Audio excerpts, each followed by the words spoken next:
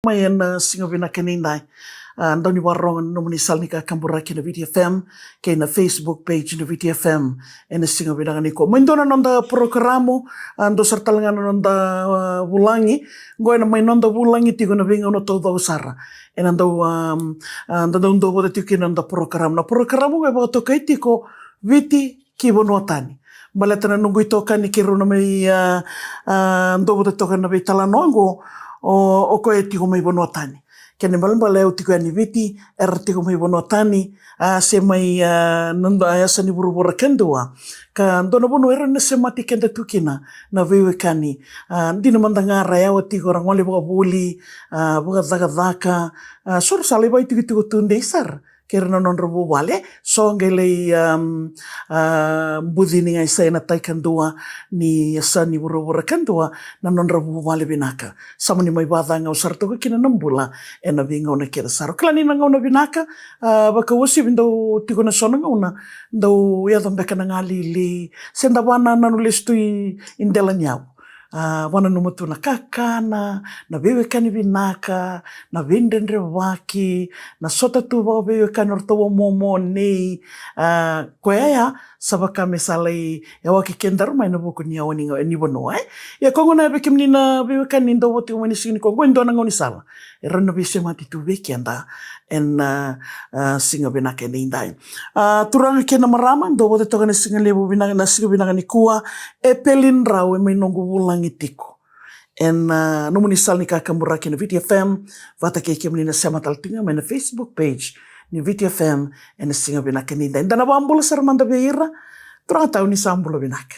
Bulan-bulan para matau benawa lebu ni rawa ni samai buka butukan nasar. Au kila ni daruse naki tau mai na loma ni tatul na bula sawati. Sanga mai biu wata toka indona itu tu. Rawa ni daru bei talano toka kina. Tapi pun to enta pala ko sai buru-buru. Na boleh besar turang tahun daru na tigi bu mando kila ni na erna ngendreva na leo ni bonua sar to mai na kabe ana mata kini kuah. Ni ba madal ta kiki mata. Punawa lebu ta na rangu pelin rau tau tu mena corona ilanga memba. Ta na ilanga memba ta nungule ni vale mai buniwai sangani da kaunrove. Rau le ruatu na ne rosul soli nungu dorbo o meli samba ki tinkatolu. Ta batake nungu ni rongone ale o ate da manungalo rau. Saya baki tin kandua. Kita wai tu ngai nanti. Untuk mulai ngamai na buni dalaka na wanga di sarbanua. Ta bimbi to mena na banua ndo rota to kan ona na bula. Ta mai to kai wanga. Sembera ni undang ngai le stela ni viti. Ena buku ni tigo badang dangi ndo rota rona bula. Men ngai mai te butal na dalak. Na unang ko ndo betal no tigo ngoi be siviti ko na ta no ndo ria na tin kabitu. Tin kabitu na ya ua. Nanon tarusia masartok nga ningo sing kay siran dal lawang may nawawi San Juan ni Puerto Rico ta kebaka reda na map na wasa-wasa na Caribbean ta etokay na Tokelau may na matanitu Dominican Republic around dambe wata toka na ruwa na matanitu Dominican Republic wata kay Haiti ta ngo sambiu toka mayo Jamaica sambiu toka mayo o Cuba Bahamas keto sangay may toka ngoy Puerto Rico tungole sung besar tiko US Virgin Isle. Ta wata sosok tiko na wasa wata sosok tiko na sa Caribbean ta ena na lo manimada wango. Sandi na ya bekem dina bekani sa mbong ito ko may nataya. Kinito sanggay ya kawitigo yani. Liu tiko na nondo tubo na lumanya bitingo itaw Iyo. Liutiko ta daw baka mo daw singa two city ta keto singa moni to kani. Reda bekem ni na sar to may nondo tubo na lumanya biti so na kay bulile wenda sangay kilato na bisi bito ka niawa. Na wala sar turang to bekem ni talaga na sar to may singa ko reda na bono rasale binga rabisar kina. O turang tao mistay pelin raw en ngonong ko.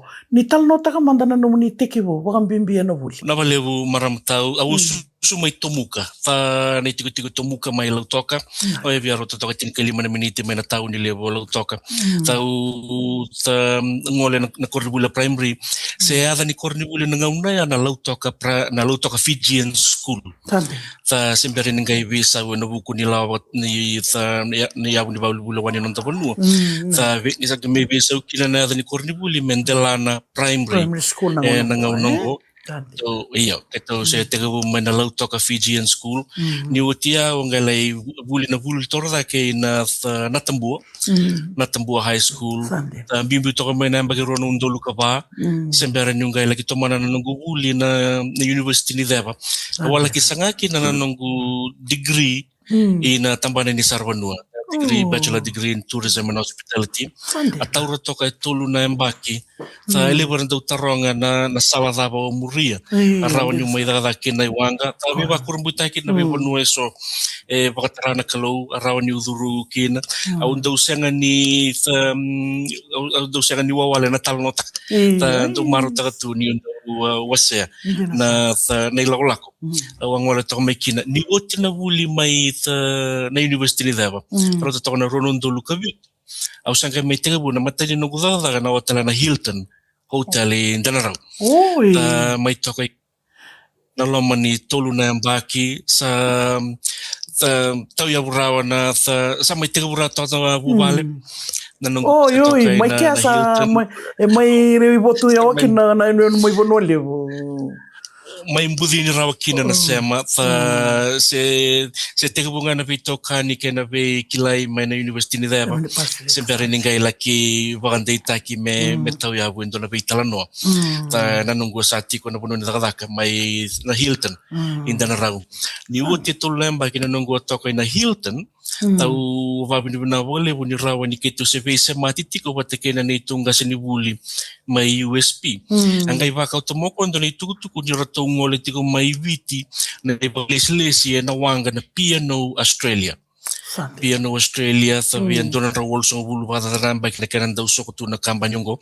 Ta rato ngole mai viti kamani sa taro na nitungas ni buli ka baka ndo ibinakata me baka uto ni na bola kerkere. Sa tantola kina ndo na katu boleu sa ngai biuto ka no hotel mai ndana raw nungu sa tako so me ola kidada ka au se na matai ni ngau no dada kina na wanga ni Sarvanua na tinka ono na mbek sawati. Sabia Santa Via ngole wato mai bisa na puno lelewu ta te buto na tinka ono na mbek sawati na rono undo lukatini etu na bisa keto lewe bisa na ngone ni viti keto wa te kabuna ta na dadaka ta me ado na ngau se so na nungu ito kani keto se te buba tarto se vingara bitinga eno wanga na Piano Australia ta na mbek sawati sangai mai vengu na brand asangai mai songo na brand na buku wala ngani tu pa business kartu sangai convert tau da convertu Carnival na wanga tau da ko ni Piano saragay visa mer Carnival ka gaya do na una mengay redal ustaltiko sabia CV 5 na ngone ni viti rasa da to na wanga ni Sarvanua ta ndo na kana nungu talitaka au sanga ni ndo baga me undo wase na sala da beso era ni rasa sanga kina na temat era ni randewa kina ina wanga ni Sarvanua ta au toka ina company na Piano Australia ngo era sokowal tok ngai na wasa Pasifika ta ni biu mai Australia ngole toko mai New Caledonia Ilifo Alive Pines ta taratal tok mai Vanuatu sangai ko buta te komena nanto to sa Barabi viti ibata ke Tonga no wanga ni Australia au mbiu mai ena rono undo lutini karawa sa ni wati tulambaki ya sando ni tuna na sudu na matai ni lube kirau wa dingita ka meu mai daga Vanua ni vinakata meu raida na tumbu na tumbu dake mai daga to kai daga balelai viti donaka entorna gero ni vital motal kina donga una ta ni nanda raida lesu na processes sa sonanga una sa kaniado kina non tapa kasama ya ni nda raida na bikai so ta ndina kina na bosa ni volta busa rongo na koloni vunia naka ta esenga saranga ni lako kina na non tapa na nu ye viva kurumbuitaki ni nda raida na bikai le ura toka mai na kena taundaku au mai daga bagalai na Carpenters Finance isuba sembera ni ngai ndonu ya undona mandingi au nanungu kay redale ustal tiko kilani sa kalunga. Bata asyanga bakando ni tiko na inaki me ulande ina buturara ni beba tabulidi. Sa watoka nga tambani sarwanua, sa tambana ni marketing, tambana ni promotion. Sa angay lako mendo na opportunity, rawa kinavea meu ndewa ina rara ni training. Buturara ni training. Mani zakadaka kina na matay nga no zakadaka kina ba ngas ni vuli na puno ni zakadaka, na puno ni Bengravis na training officer, may na Fiji Revenue and Customs Authority. Tulo na yung baki may kya. Ni wati mai na tolu na mbaki awandewa tale mai ina whakona kila ina rara ni wanga buka inandi vei mbasa i toka kina na Fiji Gateway Hotel. Fiji Gateway Hotel au lesu tale mai kina iyo sa lesu tale tiko mai ngo ina buturara ni hotela au sa mai dhaka tiko vanga sini vuli. Training officer, si tegukina na group manager training.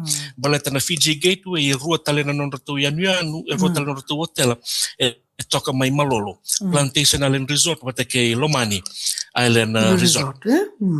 Toka batake rato na Lomani dua ve mama na mbaki. Dua na ngau na awase zakabuli tiko mai Plantation. Angay tarongia undo na dorobo na saladava rawa ninda vangara kina na wangan sarwanua. Angay baka saltegi ko ya me ngole na internet na website vangangara na online. Ya nanunggu vamadala toka ngoka sesang sarnyo sa bakang ditaka na vekay so usoli baka saltegi kina. Ausa yusuka na taka ng bongya usang kay may bandi ke wale ustaltiko na application processes. Bona nga uno sang kay reda kina nindo na ka na lebu ni wanga ni Saravanua. Era vangara tamata taka tu vambimbi na buturaran Saravanua. Sa niyo reda ng unang ko sabi asoko tiko iburu-buru ibe tulan raw 5 bulan na wanga. Santina. Yeah, we see we talk na 350 cruise ships. Era soko to na buru-buru. Au tokan go na au sangay sa sangalius tale rono ndolu tin kabitu. Au sangay lay Indonesia tale na wanga na meu Indonesia na company na Norwegian Cruise Line. Norwegian Cruise Line era to karua tiko ina katolu tiko ina buturara ni cruise market. Ena ngongo baleta ni ibia rosanga bulu kapa vada na nonrato wanga na Norwegian. Sa nanunggu awalay vana yang baki nanunggu daga batakir to na Norwegian Cruise Line na levu ni tamata daga maramata weti ko na tulu sa bulu katul laundolu na crew. Ya buru-buru tau ko ya. Buru-buru tau ko may nandona raw katini na ve mata nitu. Na ve sa buru-buru iya ena loma ni vana yang baki ya ayaw taundo sarang au kila yung ni biti. Au to kana company ya. Nalomani vana mbaki awa sasanga na website onto wasa available avibu ka available na buku ni nongu zuru lesumen na company Sarvanua balata na website onto tukunongo sa elever do sikaluto na buku ni scam sa iyo kwengo sa ausaki labi na kana website go balata ni rato ndau vakambi vola kina etinika ono na company ni wanga di Sarvanua leleu era tonton beauty kana non rato the vacancies and the sambo kila to may na market ni wanga di Sarvanua balata di sabia tin kalima tin kauno na mbaki na nonta vingrabi to mai and the bo wakila to mai so na kena isemo the new tinavana mbaki na nongo to kana ina sa Norwegian Cruise Line sa Andonia na pandemic sa biba kurumbuta na pandemic raw ni taru nang gay beauty watan to talaital no balata na ngauna tasongo kinovura sa nanonta makasama sa makairam balilay ya doon ka na biba kurumbuta ni kalong balata that was an opportunity for me to circumnavigate the world. Awawa bugiti buru-buru sarang nanguna. Sa balat dia pakai nga tayo na ito wang kami pakalele nanon rasa kaule so tale na kaimua. Ito sangato kung kumikito baka suka tulong dolu ono nan raw katulu na crew. Nanon rasa tiga ule so nabiyasay buru-buru ni sa songo taulo ko na boda sa songo taulo ko na raniwang gabuka sa kay bunga na wanga. Ito Miami tako soba na Atlantic Ocean, rumah na Strait of Gibraltar, to kay rao to Africa, to kay laki o Europe. Gomo sa rumah ni na Mediterranean. Tako soba na Mediterranean Seas, kito laki tako so sa ray Italy. Ni sa uti mai o Italy, zawiri sombo mai, sa ketula ko mai Greece, wala kay Athens, na korturanga kay Greece. Ni sa uti mai o Greece, keto siro sombo mai i the isira Icipita. Icipita, ni keto te ado mai Icipita, sa tokong ko ng basongan ni udiway na Suez Canal. Siro sombo na Suez. Nio siro toka na Suez Canal o rai di Israeli nandun na sana o Icipita nandun na sana.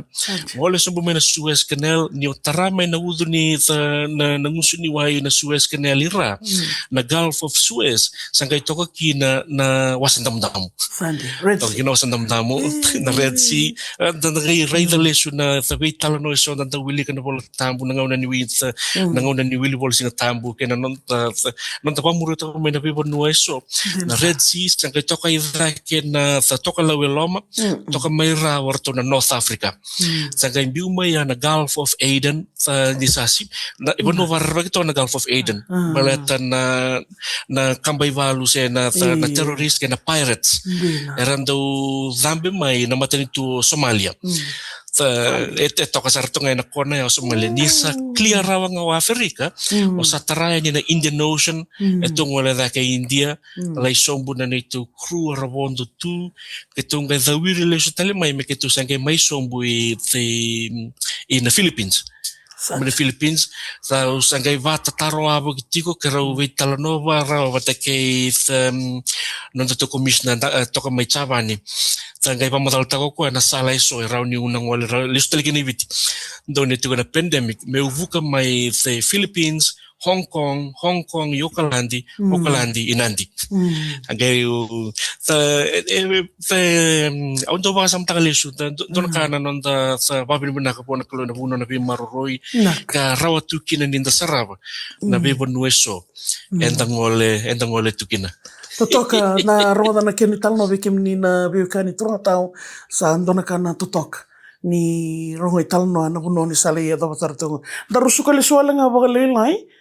Nabi bono so na buli kau tamai na no mudaka mai lande watale so na bonua reda toga ikia na film go ni sarbanua o mai lande na carpenters endo tantale na mbuturara ni daka le lande sar na revenue so na mbole o reda ikia tio sotkai iyo baltan indu taudo ko na bebono ni dadaka dengan rebiki na me barambele buto ina non tapakasama ta ni katega bu menta kakabakiani me kakua walanga ni inda me gingo na non darai ina be kanda bulida kina bebono eso anda satiko kinango ta ke baka membuta na banda babalangi do not settle for where you are right now ta continue to challenge yourself and see what lies ahead ta me mbole tiko weekend na bengauna ta na zaba usarawat ng unang na zaba talimbeka rawan niyo na challenge teki kina me rawan niyo na tumbo aulande may na Carpenters Finance au lakingole nanungwa sa sanga me ungole na Fiji Revenue and Customs Authority awa sanga to kaya nindo na itutu na marketing sa angay tukuna be na National Director Human Resources au binakatapo na tovulei ko ina training au sangay tukuna esanga be na experience ni training etuno ko na nomu ba madala na nomu confidence kina be kay so rawata may na rabutura ni sa nurkaray na sarbanua esa rawasar ni onatara na dalaga evolve yau Tay lakawatan kena challenge. Kanto sana numutungan ni sa oirangan ng kasinibuli? Non rata-kata nga ng kasinibuli, Di na sir. Endo na rawan ni tukuna ni ayado bakadalaka.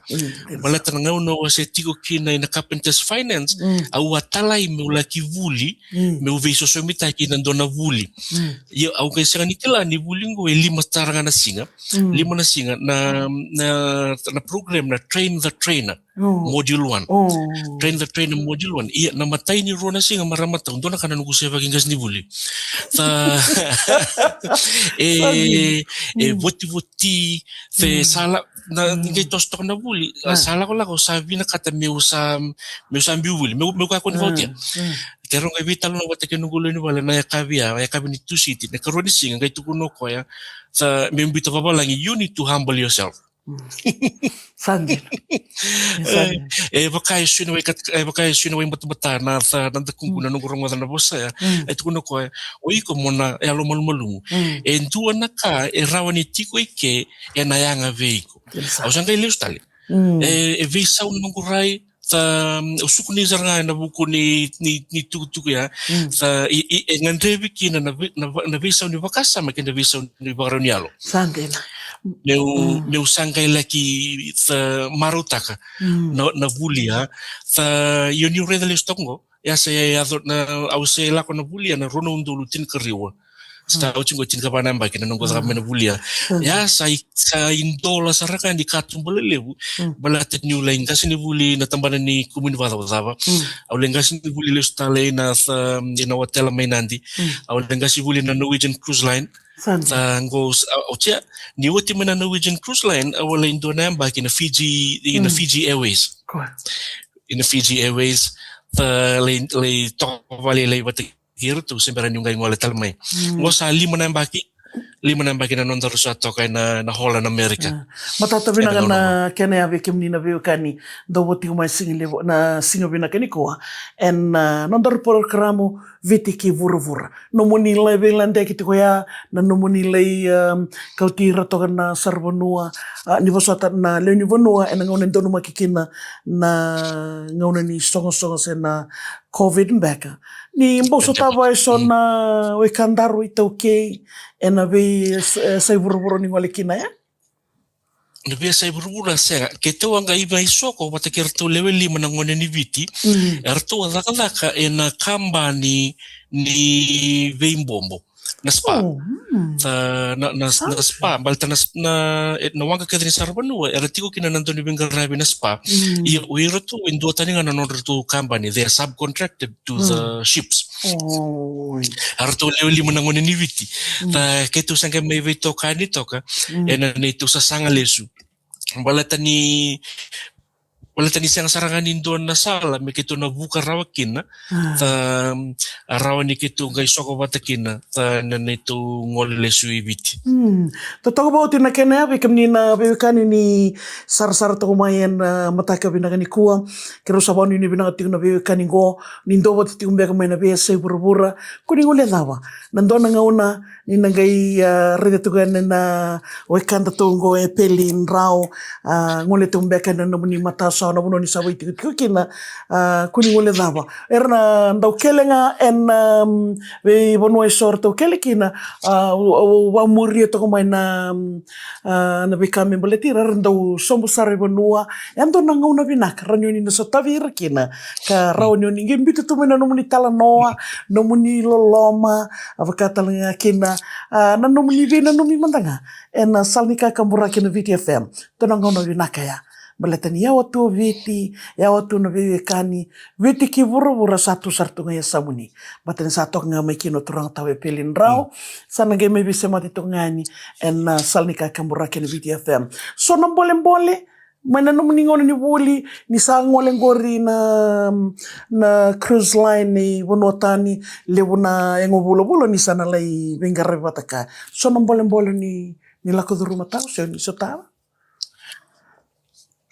Dira sara ta balatani reda ni tiko na wanga ni na Norwegian Cruise Line rawanga le usara rawani tiko kina endona undolu vitron rauna crew ara rabutu mena vitu sanga bulubada na nduindi matanitu nduindi na rai nduindi na ivaro ni vosa nduindi ya go au ngai reda ni ndona ka ebe buke sarabaga lebu be kenda na ngole mai viti na buku ni vuli tabambimbi na vosa valangi ta na kena ndo baka matau tagi na bosa babalangi ta ebe buka sarbaga lebu ta na kena karua na iba rauni alo ndo toko weekend na buku ni beka wetaki na ta rawa kina na nda be maluai ta na tau raida ni rongo itala no bera na wekanda rabinga rebe na toka lawi loma se randa ngole Iraq Afghanistan ta rawa na non ralaki tiko be maluai batakira na batakira na toki ni bonua na buku walanga ni bakaronialo awando bakambau tu na Fiji the way the world should be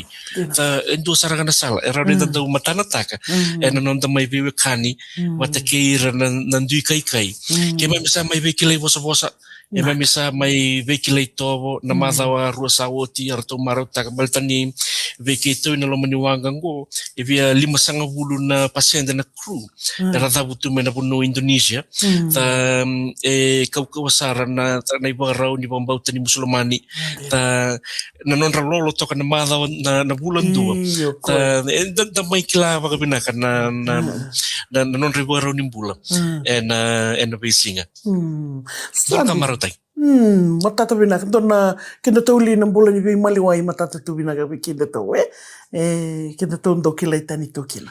Vitalia se mani tiku nan rendre se dava. Tuna sasanga nga mende tuna bula bi maliwai na buni bi kani binaka. Tuna tau ba binaka bale bi kemni talaga na bi kani ni ndo bote tiku mai ro binaka dina na itala noa. Na bi bono so ni sa mbau ngole toka kina ni ndaru relisuela nga leka ni sombo ibanua.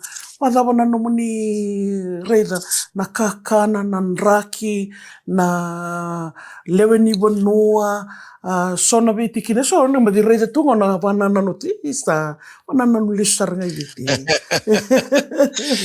Di na sara, ninda reida na nraki na banua ngo kay na Caribbean, lebu sara na banua, era tau-tau wata sara nga na bi kaya rambulo tumay biti. Ta ninda reida na bi kawa, ta na bi nrokon-rokon ni banua, sang-sarana kaya nanduindui. Na nilagiado man tanga na bay matanggali tolili watake na bay matanggali rapaka nga tagi na buni tarvale ta sana numanga ninda sati ko saranga may biti niun daula ko endo na matentu Saint Lucia na non rato korturang o castris Saint Lucia ondo reta na bunue ondo na numani sa to ka may nambua sendo na panuay na sasay ng buo. So na tao ni New Raida sa bakasaranga mo toka may sabsabu. Se mo siro toka na tao ni singa toka. Elevo na ngauna and daw soli na ibakasala bira na sarapanua meron daw ngangarauni and buku ni non daw ngole ina bibanueso. Iya daw Raida bekenda tu may witi na nandun daw matake na yalo ni bikaw itaki raw sar na nandun daw be maluiti matake na be yasay na be bonueso and ngolekina so na bono batasi besara tapaka may Alaska yasa Santa Paparau to kay nikina. Iyo, dono binaka na keno matata binaka rogo binaka na itala noa wekem ni na bewekani ando bote tiku mai sar to mai na yongo.